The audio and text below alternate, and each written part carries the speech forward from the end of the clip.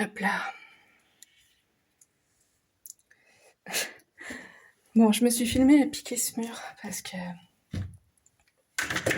quand je fais ça, alors je vous montre mon joli mur. Ah, il va jusqu'en haut, je sais pas si vous allez voir, mais enfin voilà. Bref, peut-être par là. Il va jusqu'en haut. Enfin bref, je m'assois. Je suis dans la poussière, les gravats.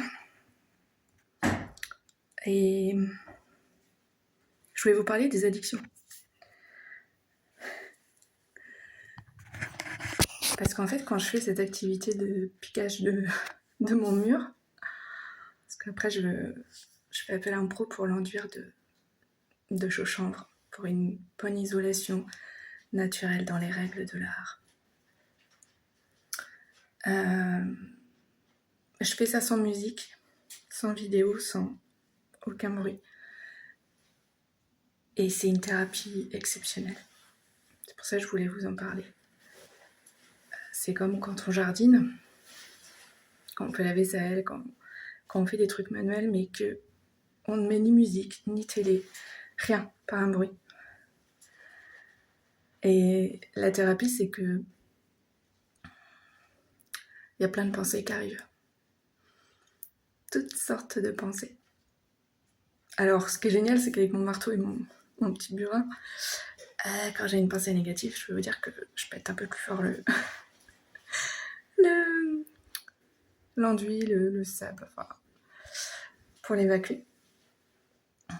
Puis à force de les évacuer, j'ai aussi des très jolies pensées qui arrivent. Et je lutte contre mes addictions sans ça. Parce que les addictions, c'est pas seulement le tabac, l'alcool, le sexe.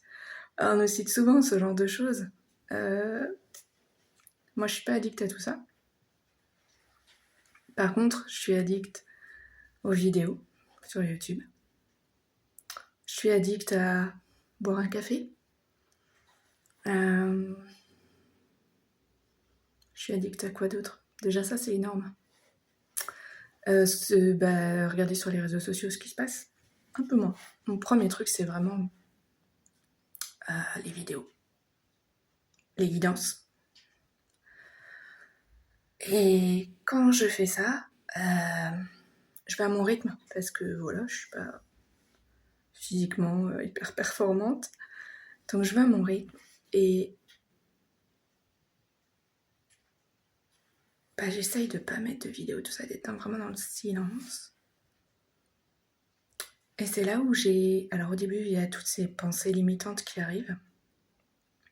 Ça peut être aussi des croyances. Que t'es pas capable, que non, là tu devrais arrêter, tu devrais aller boire un café parce que t'avances à rien, t'auras jamais fini. Et en fait, une fois que tout ça est passé, et là, il y a des belles pensées, des inspirations qui arrivent. Et ça, c'est génial. Comme l'inspiration de vous partager tout ça, par exemple. Et vous êtes plus fort que vous le pensez. C'est un très bon exercice. Parce que moi, à chaque fois, je me dis, non, Virginie, tu fais pas de pause, t'es capable d'aller plus loin.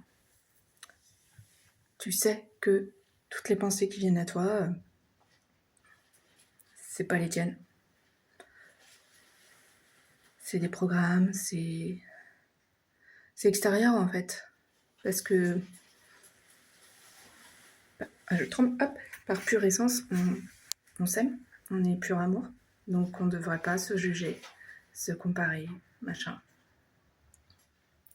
Et puis une autre chose, c'est que quand on fait ça, alors les pensées qui arrivent, elles sont exceptionnelles. Je repensais à des anecdotes qui me sont arrivées. Et je me rends compte que si ça se passait aujourd'hui, ça se passerait pas du tout pareil.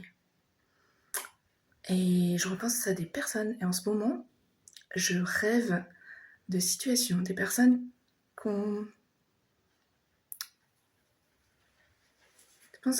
des personnes qui ont abusé de ma gentillesse et qui ont pris de mon temps, de ma capacité d'écoute pour en fait me déverser toute leur leurs pensées, justement, leurs croyances limitantes, mais qui à aucun moment fait attention à moi, m'ont demandé comment j'allais. Je sais même, le pire, c'est qu'il y a une personne, elle m'a invitée à venir chez elle. Quand je suis arrivée, elle m'avait totalement oubliée. Passé 2 heures à me parler d'elle. Et je suis partie. Et en fait, j'avais un truc énorme à lui dire. Et en fait, je me suis dit, putain, elle m'a même pas demandé comment j'allais. Parce que si elle m'avait demandé comment j'allais, je lui aurais dit qu'il m'arrivait un truc extraordinaire dans ma vie. Que j'allais être mamie. C'est un truc, moi, quand on me demandait comment j'allais, mais oh, je vais être mamie, c'était un truc de ouf.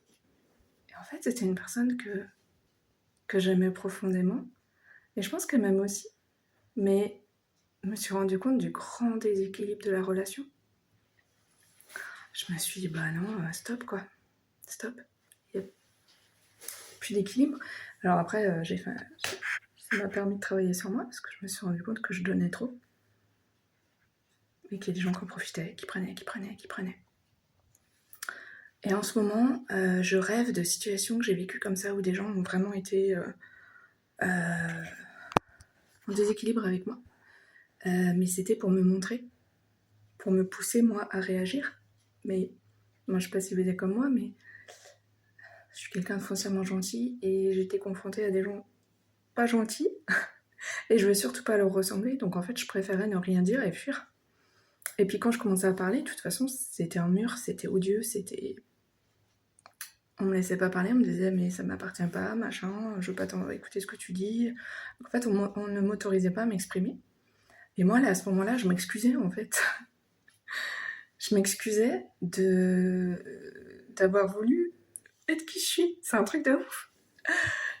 Et moi, grâce à un soin que j'ai fait avec Capucine, je me suis rendu compte que, ben, en fait, non, il fallait que je me positionne. Il fallait que je dise, j'avais le droit d'être moi, de m'exprimer, de dire les choses. Et en fait, comme je le disais pas, je les gardais. J'ai pris 13 kilos parce que tout ce que j'exprimais pas, eh ben, mon corps l'encaissait. C'est un truc de ouf. Enfin bref, pour vous dire qu'en ce moment, on est en train de libérer plein de situations comme ça, de relationnelles, où il y avait un déséquilibre. Et c'est en train de se rééquilibrer. Donc, si on a pris conscience, en fait, on va être confronté à des situations, on va réagir différemment. Moi, dans mes rêves, en fait, je suis dans la même situation, sauf que je réagis totalement différemment. Et c'est hyper intéressant. Et ceux qui ont abusé vont aussi vivre ces situations dans l'autre sens pour comprendre, en fait. C'est... Le mouvement de la vie, il est extraordinaire, parce qu'il nous montre tout. Après, à nous de prendre conscience et de transmuter tout ça, en fait, changer notre façon de voir les choses, de penser. Oh là là, je vous ai dit plein de choses. Je vais reprendre mon piquage. Ma petite thérapie, comme je dis, parce qu'en fait, ma maison, elle a une histoire qui est pas cool. Et en fait, je me suis rendu compte, ça fait 5 ans qu'on est là, je savais qu'il s'était passé des choses pas terribles dans cette maison. En fait, en découvrant des choses que j'ai vécues dans des vies parallèles, je me suis rendu compte que j'avais vécu peut-être ce qui s'était passé dans cette maison et que il n'y a pas de hasard si j'étais venue habiter là, c'était pour moi en faisant le ménage en fait dans tout ça, en apportant la conscience là-dessus et en transmutant tout ça, et j'ai aidé ma maison à guérir. Et donc je prends plaisir à piquer le mur en fait parce que je me dis que j'enlève toute cette couche de mémoire de toutes ces énergies néfastes qui se sont passées dans la maison pour lui redonner toute sa beauté, sa splendeur. Donc c'est hyper... moi, je trouve que c'est hyper bénéfique et c'est pour ça que ça me donne le courage aussi de continuer. Et j'aimerais bien finir ce petit bout de mur là parce que voilà. Mais c'est hyper long. Mais c'est pas grave. Voilà.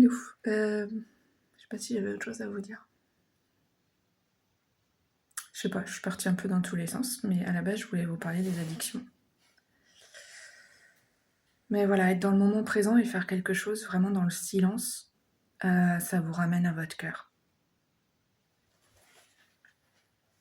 On va conclure là-dessus. Donc,